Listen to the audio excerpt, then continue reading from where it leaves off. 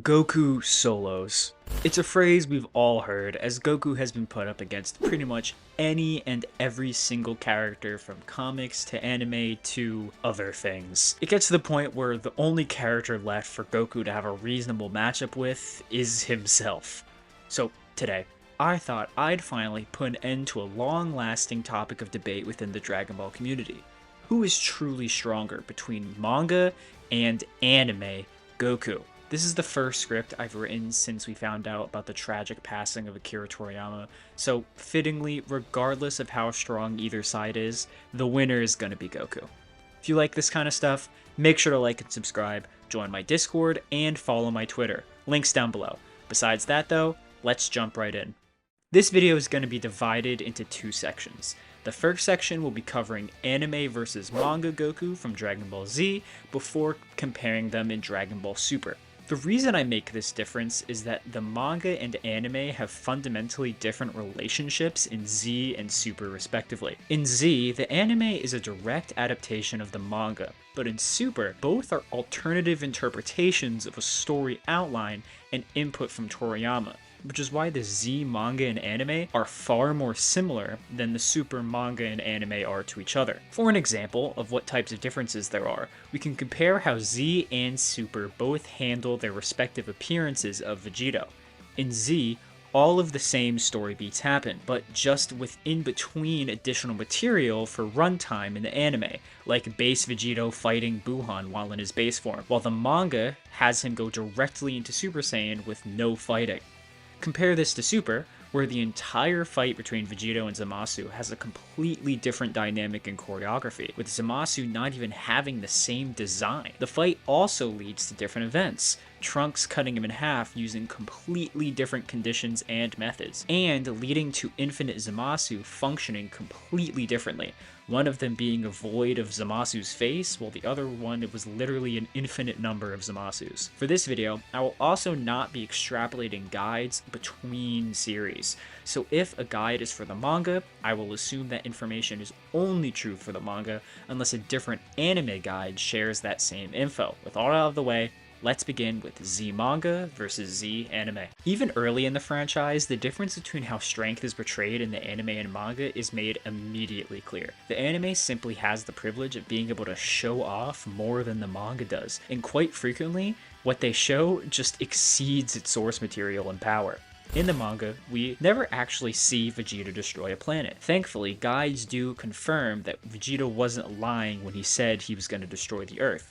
But for the most part, the only way to get him to planetary is either multiplying power levels from previous feats, or taking these supplemental guide statements that confirm he was capable of destroying the Earth with his Gallic gun. Meanwhile, the anime, you have Vegeta casually destroying a planet that's likely larger than the Earth with 2 fingers, as well as scaling over his father, who destroyed multiple planets simultaneously, which is closer to large planet, if not beyond it. Even scenes that are shared between anime and manga, the anime scenes are more powerful.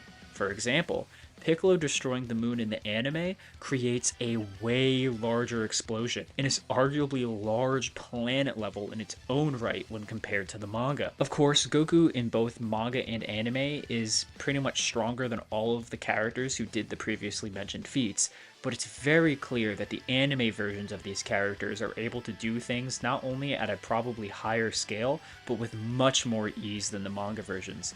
So, for this round, anime pretty easily wins. This trend continues through Namek, as the manga continues to try but fails to catch up. While there are not many changes to the overall narrative between Namek's anime and manga, at least in regards to Goku's power, the changes that are made manage to substantially improve anime Goku's scaling. For example, in the anime, we get the Bardock special, in which we actually see Frieza destroy Planet Vegeta, a feat calculated at dwarf star level.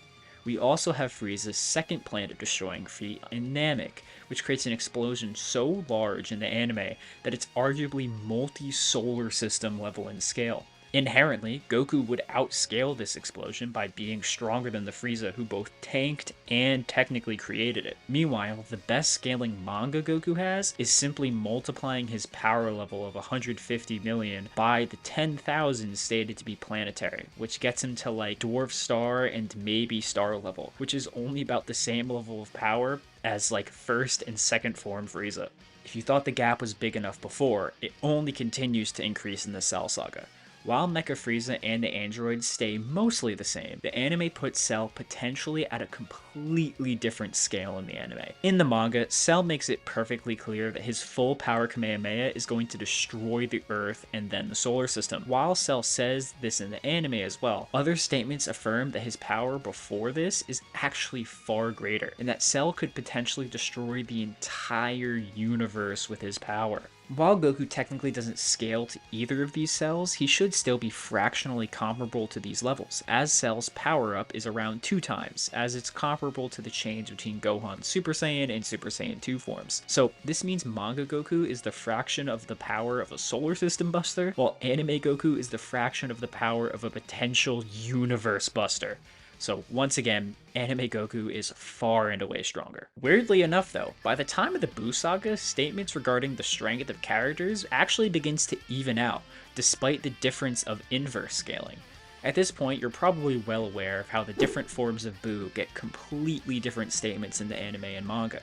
In the anime, you have Buhan creating holes in space that will destroy the universe, and you have the narrator saying Kid Buu is even stronger, and that if Goku doesn't win, the universe won't have a tomorrow. At least within the actual pages of the manga, there are no feats or statements even close to this. The best it has is Goku in a weird, probable mistranslation saying Kid Buu will make the universe go poof. Guides do help out actually a lot, with El Manga Legendario and the Daizenshu both stating Kid Buu is universal, or at least could destroy the universe in a very short amount of time. Still, even with this, Anime Goku has the advantage. He now massively outscales Cell and should be above Buhan.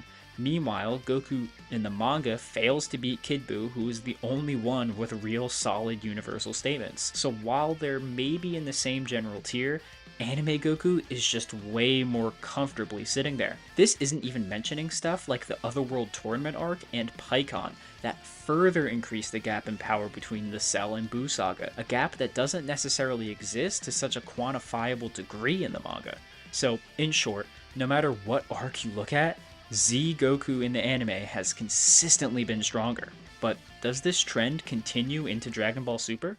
Like I mentioned before, due to no longer being an adaptation, the concept of the anime being the manga but more somewhat goes away.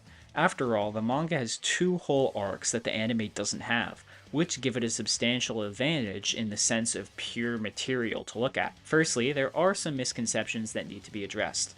In the manga, it's very clear that Beerus has not yet been surpassed by Goku. However, in the anime, it's quite the opposite.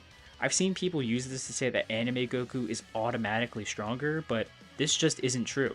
These 2 Beeruses are not the same guy or necessarily the same strength as each other, so we can't compare Gokus using Beerus as a measuring stick. Secondly, just because Manga Goku has progressed further in the story and gotten new forms, it doesn't mean he's actually stronger. Stronger forms do not equal stronger characters. So actually looking at feats, who's stronger? The biggest feat in both series happens almost immediately at the start of the story, and it's the same feat of Goku and Beerus clashing fists in Battle of Gods.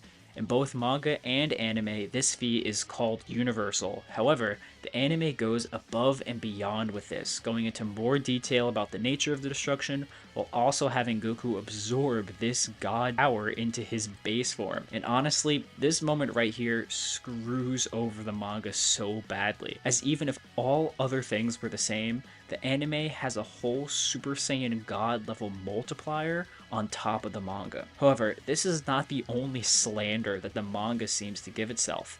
In the Black Arc, we learn that Goku and Vegeta can't get Zenkais anymore. Meanwhile, in the anime Black Arc and Tournament of Power, Goku and Vegeta are repeatedly getting the biggest Zenkais we've ever seen in the entire series, surpassing their full power in their base forms multiple times. Having more arcs also doesn't actually do Manga Goku any favors, as no new attack power feats or multipliers are ever given, despite Goku unlocking technically new forms, making it so that Goku is just unquantifiably more powerful than he was before, which gets him absolutely nowhere. While in the manga, Goku was able to fight against the strongest mortals in the universe and surpass Broly and Jiren, These beings are all way weaker than their anime counterparts, and have worse feats. Jiren doesn't shake the world of Void, he doesn't break through time skip, and Broly never shatters dimensions. Even though Anime Goku can't use Ultra Instinct on command, even his normal Super Saiyan Blue would be stronger than Manga's mastered Ultra Instinct. But what do you think? Will Manga Goku ever surpass Anime Goku? Or is he permanently overshadowed by his animated counterpart? Let me know your thoughts and how I was wrong in the comments down below. See ya!